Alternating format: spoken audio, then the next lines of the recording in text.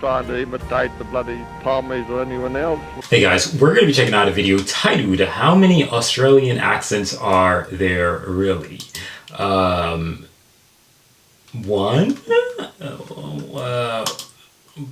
I don't know. Let's just get right into this video, man. I'm really excited. I hope there are going to be some of these Australian accents where I actually can understand. It would be really amazing. But yeah, nonetheless, thank you guys for watching this video. I really appreciate that. Please do like and subscribe. And leave your recommendations and suggestions in the comment section, or preferably click that link in the pinned comment section and you can recommend videos through that link and I'll check them out as soon as possible. Without further ado, let's get right into this video. Good day. How you going?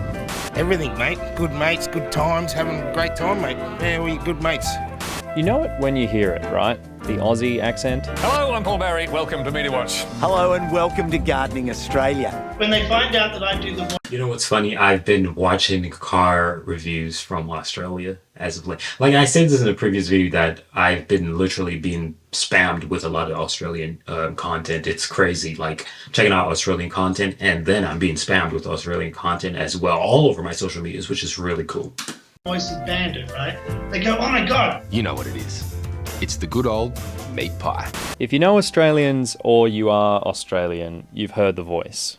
But you're not crazy if you think there might be little differences in the way Aussies speak around the country and between generations. Some of our top linguists agree. It may be that this country will become the most valuable acquisition Britain has ever made.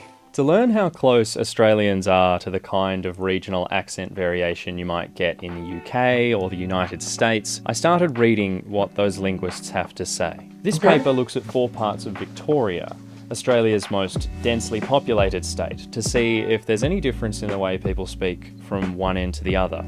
It looks at one of the most characteristic accent features of that state, the one that makes Victorians say Melbourne instead of Melbourne or Melbourne, and showed that in the state's north, it's dying out. But in the south, in the city of Melbourne itself and on the coastal town of Warrnambool, it's getting stronger. In Warrnambool, the sound change was advancing, so that meant that more people were merging those two sounds together, whereas in Mildura, only the older people were doing that, and it was like this sound change had reversed in the younger community. Merging the L and L sounds is just one of the changes happening around Australia right now. Where I'm from in Western Australia, here is a word with 2 syllables. In New South Wales, it might just have 1. In Queensland, you might say you're going to school or having a swim at the pool.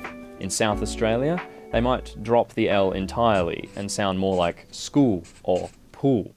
Let's start with this one. Just read it out and then read it down into the camera. There's no chance of clear skies here in Melbourne, but here we feel like going to the pool. There's no chance of clear skies in Melbourne, but here we feel like going to the pool. There's no chance of clear skies in Melbourne, but here we feel like going to the pool. Linguists stop short of calling these... Whoa, I kind of got this one. But here we feel like going to the pool. There's no chance of clear skies in Melbourne, but here we feel like going to the pool.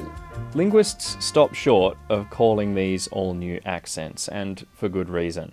But you're not alone if you've noticed the little differences when they do appear. Around Australia, people take a lot of pride in their lingo and particular accent, and they're not above having a bit of fun with other Aussies on the subject.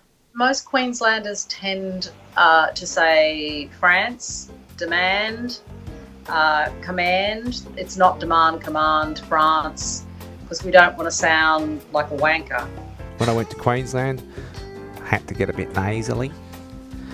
Victorian, they speak, there's a little bit of an ochre twang to it. And in Sydney, it's a tiny bit stuffy. Generally, no, I don't think people say, oh, you're from Melbourne, when I'm talking to them. I feel like it's a more gentle Australian accent, if there's such a thing.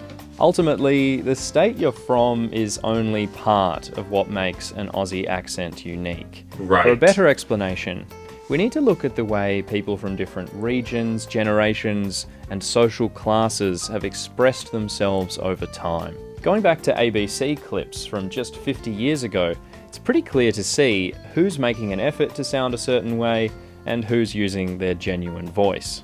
What is our question? Oh yes, Do Australians speak with a bad accent? Extremely badly. I think that they're lazy. They speak as though they have a piece of... Hold on. Who? Wait, what? Damn, Grandma! That Extremely badly. I think that they're lazy. They speak as though they have a piece of barbed wire clamped on both sides of their jaw. Loose tongues, loose mouth. They speak like that with their mouth like that. You speak nice. Nicely, actually. I like grammar too. Thank you for your correction. Researchers looking at the diversity of Australian English have come along. Me personally, though, like for real, I don't really give a damn how you speak, bro. Like, just go ahead, bro. Like, it's like, I don't really think my place on earth is to oversee how anybody else do whatever they do. It's just to do what I do, you know what I mean? And just live, because like life is better when you live and not live in somebody else's life. Did that make sense? Like, I'm not gonna live in your life. Like, I'm not gonna oversee your life. Like, I'm not your dad, I'm not your mom. And even if I had kids, I'm not gonna try to let them speak a certain way. As long as they're not, you know, extremely bad, but shit. Way. One of the biggest breakthroughs in recent work has been our understanding of Aboriginal Australian English and the ways that it varies between communities around the country and even within those communities. When it comes to Aboriginal communities, whether they're speaking Creole or Aboriginal English or their own dialect, for example, that accent definitely changes across the regions, varying towns and communities.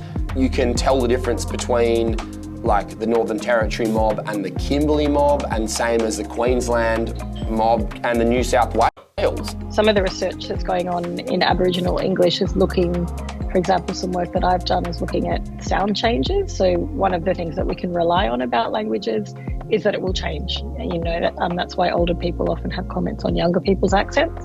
And certainly the kinds of sound changes that occur in different communities occur at different rates. Offhand comments might be the end of it for some people. But for a lot of Australians with a voice that falls outside the mainstream, there's a tough choice to make about changing it to meet expectations. There's been some research projects that I've not been involved in, but where people will play recordings and say, do you think this person's employable?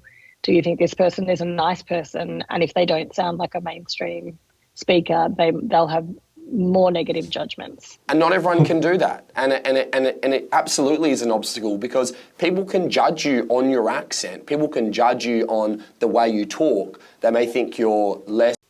That's crazy. If somebody is judging based off the way you talk, bro, that's insane. Like, we all have different vocals, and, you know, we cannot actually pronunciate the same way.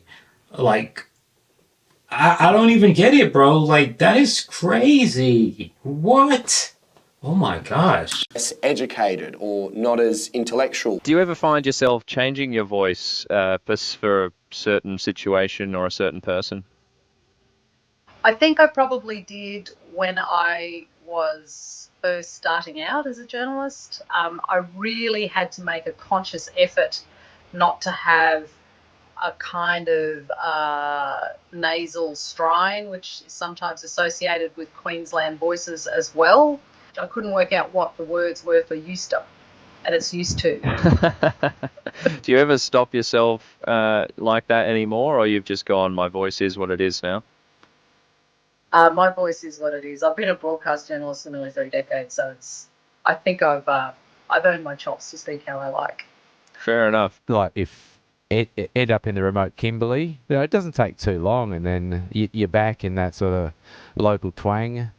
But then if you're hobnobbing it at a ribbon cutting function with distinguished guests, then we'll speak a little more clear and less slangy. I mean, like, I'm not gonna lie to you, like, I've always tried to speak as clear as possible, and the only time I'm probably not gonna speak clear is like when I'm really excited. It's like, but I'll be honest, I do try to speak a little bit clearer, especially for YouTube and stuff like that. But generally speaking, if I'm not like family, friends, homies, or whatever, I'm gonna try to speak as clearly as possible, you know. So yeah, I do kind of understand it. You know, you're trying to present yourself in a more understandable way. I do understand. We're not trying to imitate the bloody Pommies or anyone else. We've got our own way of talking. Australian accent, a bloody good accent. It is. It is a great accent. Like, accident, what the hell? It's a great accent. Like, I genuinely enjoy it. I think it's beautiful, and I like the fact that Australians speak however the hell they want to speak. Like, why the hell should people not speak how they want to speak? It's your mouth. Speak. You know what I mean? So that's how I really look at it. But thank you guys for watching this video. I really appreciate it. And yeah, I'll catch you guys in another video. I'm out of here. Peace.